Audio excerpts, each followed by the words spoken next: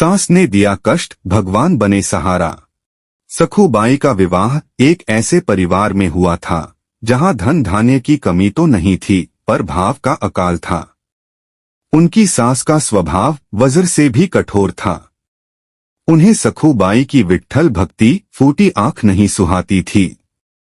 जब भी सखू के मुख से विट्ठल विट्ठल का स्वर निकलता, सास का क्रोध भड़क उठता। कामचोर कहीं की, दिन भर भजन का बहाना करती है ताकि काम न करना पड़े। सास के ताने सखू के हृदय को छलनी कर देते। सखूबाई चुपचाप सब सह लेती। वे जानती थीं कि उनका विट्ठल सब देख रहा है। सास उन्हें जानबूझकर घर का सबसे कठिन काम देती ताकि उन्हें भगवान का नाम लेने का समय ही न मिले। अगर आप चैनल पे नए हैं तो सब्सक्राइब कर लें। वह काली कष्टदायी रात एक दिन की बात है। घर में बहुत सारा अनाज पीसना था। दिन भर हाड़ तोड़ मेहनत कराने के बाद भी सास का मन नहीं भरा। रात हुई तो उन्होंने सखूबाई के सामने अनाज का पहाड़ जैसा ढेर लगा दिया और आदेश दिया, जब तक यह पूरा अनाज पिस न जाए उठना मत। अगर सुबह तक काम अधूरा रहा तो घर में पैर मत रखना। अंधेरी रात थी। पूरा गांव नींद की आगोश में था, लेकिन सखूबाई भारी भरकम पत्थर की चक्की के पास बैठी थीं। दिन भर की थकान से शरीर चूर चूर हो रहा था। आंखों में नींद के झोंके आ रहे थे और हाथों में छाले पड़ गए थे। सखूबाई ने चक्की का हत्था पकड़ा और घुमाना शुरू किया। घर घर घर चक्की की आवाज रात के सन्नाटे को चीर रही थी। हर चक्कर के साथ उनके मुख से निकलता, विट्ठल मेरे पांडुरंगा। हाथ चलते रहे, लेकिन मन पंढरपुर पहुंच गया।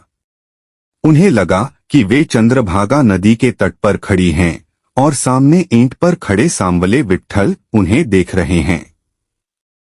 शरीर की पीड़ा हद से गुजर गई। अत्यधिक थकावट के कारण सखूबाई का सिर चक्की के पाट पर ही झुक गया। वे वही बेसुध हो गईं। नाम स्मरण करते करते वे एक गहरी समाधि में चली गईं, जहां न दुख था न सुख, बस विट्ठल थे। भक्त पुकारे और भगवान न आए, यह तो हो ही नहीं सकता। त्रिभुवन के स्वामी जो बैकुंठ में लक्ष्मी जी के साथ विराजते हैं, वे अपनी इस भोली भक्त की पीड़ा देख न सके। उसी क्षण उस छोटी सी कुटिया में एक चमत्कार हुआ। साक्षात भगवान विट्ठल वहां प्रकट हुए, लेकिन उन्होंने चतुर्भुज रूप नहीं धरा। उन्होंने देखा कि उनकी भक्त का काम अधूरा है और सास का डर उसे सता रहा है। तब भगवान विट्ठल ने स्वयं सखूबाई का रूप धारण कर लिया। वही साड़ी, वही चेहरा, वही भाव।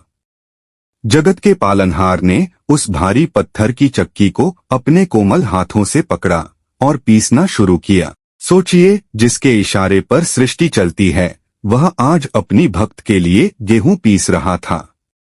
पूरी रात चक्की चलती रही। भगवान बड़े प्रेम से अनाज पीसते रहे और सखूबाई पास ही निश्चिंत होकर सोती रहीं। भगवान मानो कह रहे थे, तू विश्राम कर मेरी लाडली, तेरे हिस्से का कष्ट अब मेरा है। प्रभात की पहली किरण के साथ ही विट्ठल अंतर्ध्यान हो गए। सखूबाई की आंख खुली तो वे घबरा गईं। हे भगवान, मैं तो सो गई थी। अगर काम नहीं हुआ तो सासू माँ मुझे घर से निकाल देंगी। लेकिन जैसे ही उनकी नजर टोकरियों पर पड़ी, वे दंग रह गईं। सारा अनाज न केवल पिसा हुआ था, बल्कि आटा इतना बारीक और सुंदर था जैसा वे कभी पीस ही नहीं सकती थीं। तभी सास वहां आईं।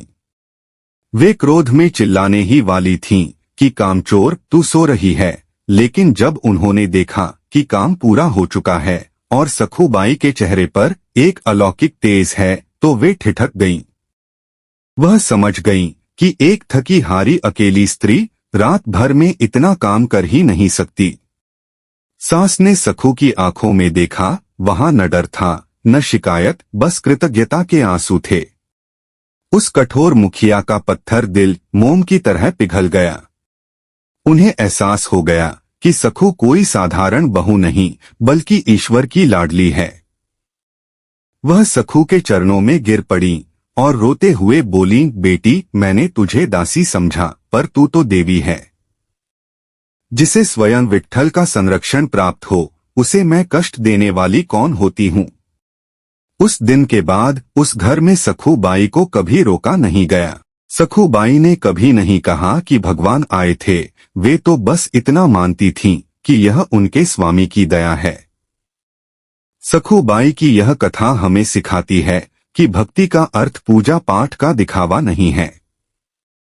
यदि आप अपने कर्म और कष्ट में भी ईश्वर को याद रखते हैं, तो वह आपके सबसे कठिन कामों को भी अपने कंधे पर उठा लेते हैं।